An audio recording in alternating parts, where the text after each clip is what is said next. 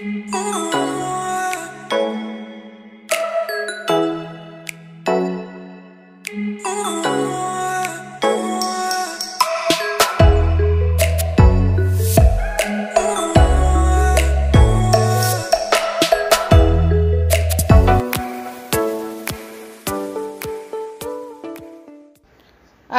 আলাইকুম, সবাইকে আমার চ্যানেলে স্বাগতম জানাচ্ছি।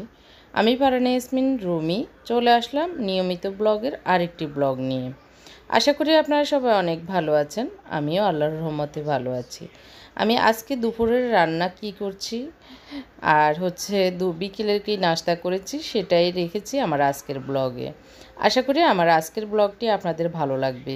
বিকেলের নাস্তার আইডিয়া পেতে পারেন আজকের ব্লগটি দেখলে। যারা আমার চ্যানেলে নতুন এসেছেন, আমার চ্যানেলটি এখনও সাবস্ক্রাইব করেননি, প্লিজ আমার চ্যানেলটি সাবস্ক্রাইব করবেন এবং পাশে থাকা ছোট্ট বেল বাটনটিও চাপ দিয়ে দিবেন, যাতে করে আমি যে নিয়মিত ব্লগ দিই সেগুলোর নোটিফিকেশন আপনার কাছে চলে যায়। দুপুরের রান্নার জন্য একটু পেঁয়াজ, কাঁচামরিচ, টমেটো কুটে নিয়েছি। ডাল বসিয়ে দিয়েছি, ভাত বসিয়ে দিয়েছি রাইস কুকারে। আর রান্না করব একটু মাছ দিয়ে, পেঁপে দিয়ে।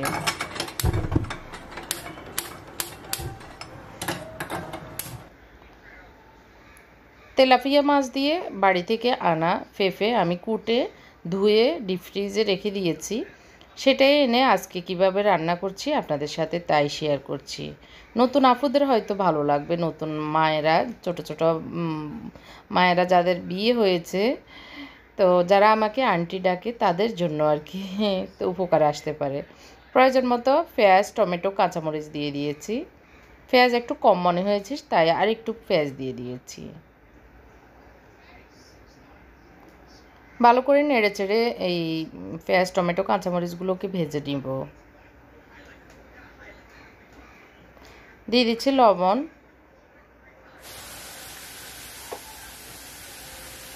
এখানে আমি ডালেও লবণ এবং হলুদ দিয়ে দিচ্ছি।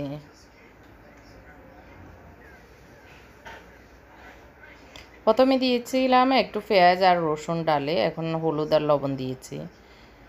আর এখানেও আমি একটু পেঁপে রান্না করব সে মাছ দিয়ে, তো হলুদ একটু কমই দিচ্ছি, কারণ পেঁপেতে বেশি হলুদ কড়া কালার হয়ে গেলে খেতে ভালো লাগে না। একটু হালকা হলুদ কালার হলে খেতেও ভালো লাগে, দেখতেও ভালো লাগে। দিয়ে দিয়েছি জিরা এবং ধনিয়া পাউডার একটু। এখানে আমি 4-5 পিস তেলাপিয়া মাছ নিয়েছি, সেগুলোকে নেড়ে চেড়ে ভেজে একটু ঢাকনা দিয়ে দিয়েছি যাতে একটু কষানো হয় তেলের উপরে আর কি। তো এখন আমি একটু পানি দিয়ে দিব।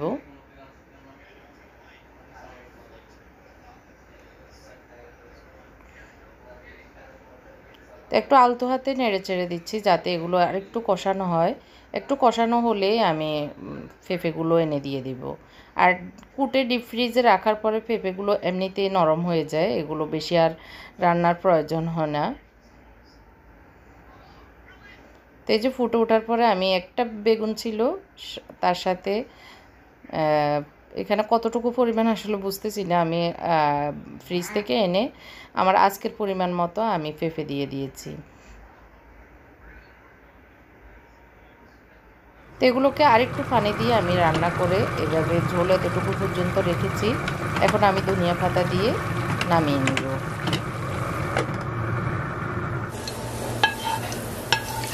আমার রান্না শেষ, ডালও হয়ে গিয়েছে, ভাত হচ্ছে। ভাতগুলোকে একটু নেড়ে চেড়ে দিব। আর ডালের বাগার দিলে ডালের মজা বাড়ে, বাগারটাও দিয়ে নিয়েছি। যে ভাত হচ্ছে রাইস কুকারে। আর অনেকগুলো দোয়া দায় ছিল, সেগুলো করে নিয়েছি।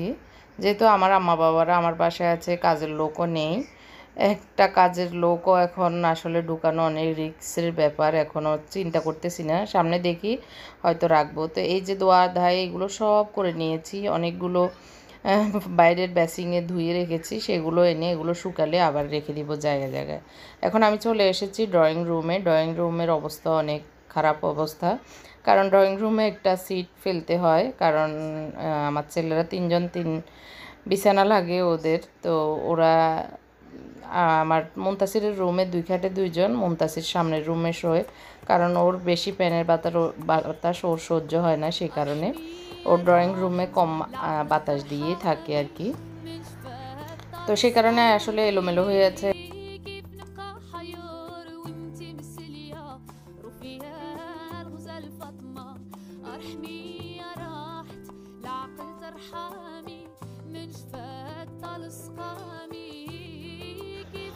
তো একা হাতে আসলে সব কাজ করতে গেলে কষ্ট লাগে না যে তা না, কষ্ট আছে, তারপরেও করতে হবে, যেহেতু এখন করোনার কারণে কোনো কাজের লোক আসা সম্ভব না।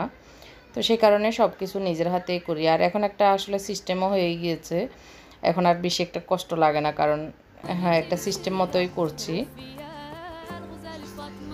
তো আমার রান্নাবান্না যেহেতু শেষ হয়ে গেছে, দুপুরে গরুর মাংস রান্নাটা তো হাত দেখায়নি, জাস্ট সবজিটা রান্না দেখিয়েছি, ডাল আর হচ্ছে ভাত।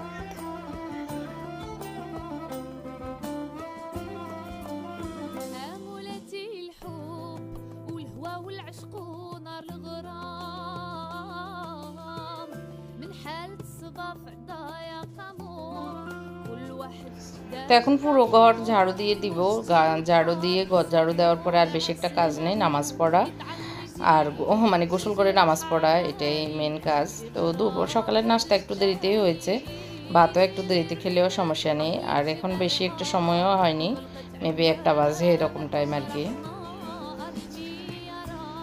তাই তো আমার ড্রয়িং রুম গুছানো শেষ। আসলে যে কোনো কিছু ক্লিন করে ফেললে, গুছানো হয়ে গেলে অনেক শান্তি লাগে নিজের কাছেই।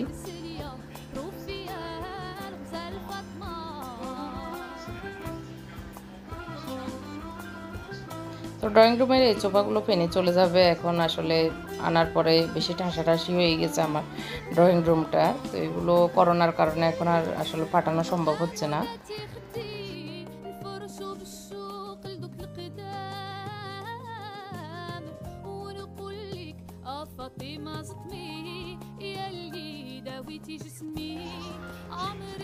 তো খেয়ে নামাজ পড়ে আসলে রেস্টও নিয়েছি, নেওয়ার পরে আসলে আসরের নামাজ পড়বো। তো তার আগ দিয়ে একটু আমার গাছের যত্ন নিয়েছি, গাছের মাটিগুলো মানে নিচের মাটিগুলো একটু ছুরি দিয়ে খুঁচিয়ে মানে নেগড়িয়ে দিয়েছি, যাতে পানিগুলো ঢুকে।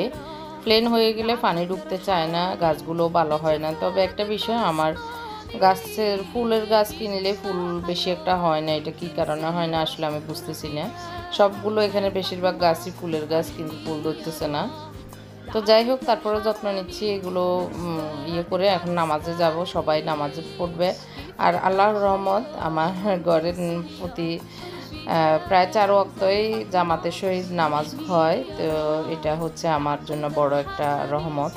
তো আমার ছেলেরা এখন বাবা মা এসেছে, বাবা মা সহ আমরা সবাই মিলে জামাতেই নামাজ পড়ি। তো এখন নামাজ পড়ে আসলে আসরের নামাজ পড়ে চলে এসেছি রান্নাঘরে, একটু পাকোড়া বানাবো, চিকেন পটেটো পাকোড়া, আর হচ্ছে একটু বেগুনি বানাবো। তো সেই কারণে বেগুনির বেসনটা গুলিয়ে রেখে দিয়েছি গুলা করে আর কি। আর বেগুনগুলো কুটবো পাতলা পাতলা করে।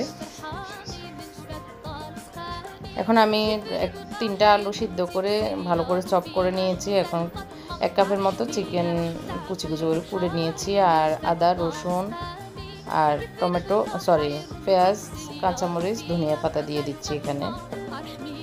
এখানে পুদিনা পাতা দিলেও ভালো লাগে, পুদিনা পাতা আমার কাছে নেই।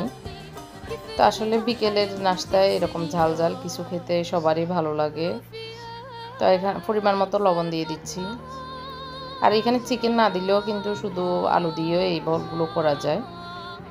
দিয়ে দিচ্ছি আমি এখানে মিক্স মশলা, এখানে জিরা ধনিয়া সহ গরম মশলা যা যা মানে আমরা দিই সবই এখানে আছে। তো মিক্স মশলা দিয়েছি, আর হচ্ছে বেসন দিয়েছি 2 টেবিল চামচের মতো, 2-3 টেবিল চামচের মতো। আর 2টা পাউরুটিকে আমি ভিজিয়ে এরকম নরম করে এখন কচলিয়ে দিয়ে দিচ্ছি, যাতে এগুলো মানে তেলে দেওয়ার পরে ছুটে না যায়, একটা বাইন্ডিং হওয়ার জন্য আর কি।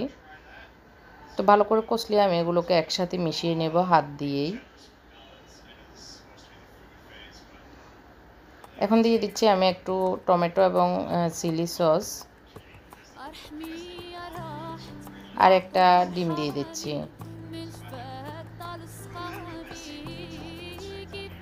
তো ঘরে থাকা আসলে জিনিসগুলোই, বেসনও ঘরে থাকে আমাদের সবার ঘরে, ডিম তো থাকেই, আর হচ্ছে পাউরুটি অনেক সময় আনলে 2-3 পিস কিন্তু থেকে যায়, তো সেগুলো কাজে লাগানো হয়। তো এই মানে চিকেন বল বলি বা চিকেন পটেটো বল বলি, অনেক মজা হয় খেতে বিকেলবেলা। তো আমার মনে হচ্ছে যে একটুখানি নরম নরম হয়েছে, এই কারণে আমি আরেকটু বেসন দিয়ে দিয়েছি, যাতে একটু বাইন্ডিংটা একটুখানি শক্ত শক্ত হয় আর কি। তো তো আমি এরকম গোল গোল করে দিয়েছি, কেউ চাইলে চ্যাপ্টা করে দিতে পারে, কেউ চাইলে মানে পাতা আকৃতি করতে পারে। তো আমি আজকে বল বানিয়ে নিচ্ছি, আমার কাছে বলই ভালো লাগে সেই কারণে। তো আমাকে এখন উল্টানোতে হেল্প করছে, এর আগ দিয়ে হেল্প করেছে আসলে আমার ছেলেরা। তো আমাকে আলুগুলো চিড়ে দিয়েছে, তারপরে আমি আসলে যখন হেল্পের দরকার হয় ওদেরকে ডাক দিই, ওরা তখনই চলে আসে আম্মুকে হেল্প করার জন্য। তো আমার মুবাশির এসে এখন উল্টিয়ে পাল্টিয়ে এগুলো দিচ্ছে, আর মুত্তাকিও আছে পাশে।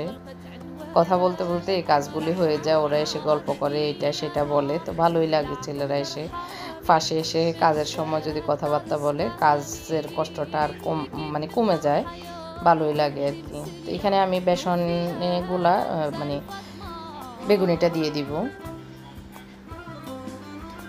তো আসলে প্রথম 3টে দেওয়ার পরে মনে হচ্ছে যে গোলাটা একটু পাতলা হয়েছে, তো আমি আর একটু বেসন দিয়ে দিব, তখন ঠিক মতো হয় আর কি, হয়েছে আর কি। এদিক দিয়ে আমার বলগুলো হচ্ছে, আমি একটু লাল লাল করে ভেজে নেব। চিকেন যেহেতু কাঁচা দিয়েছি, তো এগুলো একটু সময় নিয়ে ভেজে নিচ্ছি আর কি। আমার ছোট ভাই এবং ছোট ভাইয়ের বউ এসেছে, ওরা নাস্তা খাবে, তো ওদেরকেও ওরা সবাই খাবো আর কি।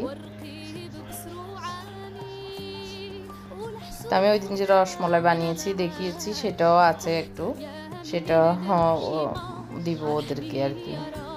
এগুলি বাঁচতে বাঁচতে আমি একটি কোরআনের আয়াতের অর্থ পড়ছি, সেটি হচ্ছে কোরআন তেলাওয়াতের নির্দেশের উপরে আর কি এই আয়াতটি নাজিল হয়েছে। সেটি হচ্ছে, তুমি পাঠ করো কিতাব হতে যা তোমার প্রতি প্রত্যাদেশ করা হয়, এবং সালাত কায়েম করো। সালাত অবশ্যই বিরত রাখে অশ্লীল ও মন্দ কাজ হতে, আর আল্লাহর স্মরণই তো সর্বশ্রেষ্ঠ। তোমরা যা করো আল্লাহ তা জানেন। সূরা আনকাবুত আয়াত ৪৫। তো আসলে আমাদের অবশ্যই আল্লাহকে স্মরণ করতে হবে, সেটাই আমাদের জন্য সর্বশ্রেষ্ঠ ইবাদত। আর অবশ্যই নামাজ অশ্লীল কাজ থেকে আমাদেরকে বিরত রাখবেন। যারা নামাজি তারা কিন্তু খারাপ কাজ করতে পারে না, এটা আমরা যারা সবাই জানি। নামাজি কখনো মিথ্যা কথা বলতে পারে না, নামাজি কখনো 2 নাম্বারই কাজ করতে পারে না। তো আমরা নামাজ, কোরআন তেলাওয়াত এগুলো বেশি বেশি করব। দুনিয়াটা আমাদের ক্ষণস্থায়ী জীবন, আখেরাতে আমাদের অনন্ত অসীম। সে আখেরাতের জন্য আমরা অনেক বেশি বেশি ইবাদত করব, অনেক বেশি বেশি সালাত এবং কোরআন অধ্যয়ন করব। তো কেউ কিছু মনে করবেন না, আমরা আসলে আমার মনে চেয়েছে এই আয়াতটা আপনাদেরকে শুনিয়ে শোনালাম। তো এখন এশারের নামাজ পড়ে নিচ্ছি, পড়ে আমরা সবাই খাবার খাবো। তো খাবারের জন্য আসলে আমি রুটি বানিয়েছি, লাল আটার রুটি, সেদ্ধ আটার রুটি আর কি। গরুর মাংস একটু বুনা করেছি, আর হচ্ছে আমি আসলে শিখতেছি, এর ভিতরে আমার বাবা এসে আমাকে এখন এসে এই যে এখনই দেখবেন উনি এসে আমাকে বললো যে আমি শিখি, তুমি অন্য কাজ করো। তো আমার ছেলে বড়টাও হেল্প করতেছে, তো ওনার মন চেয়েছে, মানে খেতে এসে দেখে যে আমি রুটি শিখতেছি গরম গরম, আসলে টেবিলে দেওয়ার জন্যই এতক্ষণ শিখিনি। তো এখন বাবা এসে বলল যে আমি দেখো। তো আসলে মেয়েদের জন্য বাপেরা এরকমই দরদি, মেয়ের কষ্ট দেখলে সইতে পারে না। তো তারপরে বাবাকে বলছি টেবিলে চলে আসেন, আমাদের সব রেডি। তো এই তো চলে আসবে, মানে রান্নাঘরে গেছে, আমার এটাই আমার বড় পাওয়া এটা আর কি। তারপর আমার বাবা আমাকে অনেক হেল্প করে, বাজার করে দেওয়া এগুলো অনেক করেছেন। এবার অসুখ থেকে আসার পরে এখন তো রেস্টের সময়, এখন আর ওগুলোতে কিছুতেই দিব না, দিই নাই আর কি। আম্মা বসেছে, আমরা সবাই এখন রাতের খাবার খেয়ে নিচ্ছি। আমার কোনো ভুল ত্রুটি হলে ক্ষমা করবেন আমাকে। আসলে যারা পছন্দ করেন তাদেরকে অসংখ্য ধন্যবাদ, যারা আমার এই অশুদ্ধ কথা বলা, অসুন্দর কথা বলাকেও পছন্দ করেন তাদেরকে অনেক অনেক শুকরিয়া। আল্লাহ আপনাদের সবাইকে ভালো রাখুক, আপনাদের জন্য অনেক অনেক দোয়া থাকবে। সবাই হেফাজতে থাকবেন, সেফ থাকবেন, আল্লাহ সবাইকে হেফাজতে রাখুক, এই দোয়া রেখে আমার আজকের ব্লগটি শেষ করছি। আল্লাহ হাফেজ, আসসালামু আলাইকুম।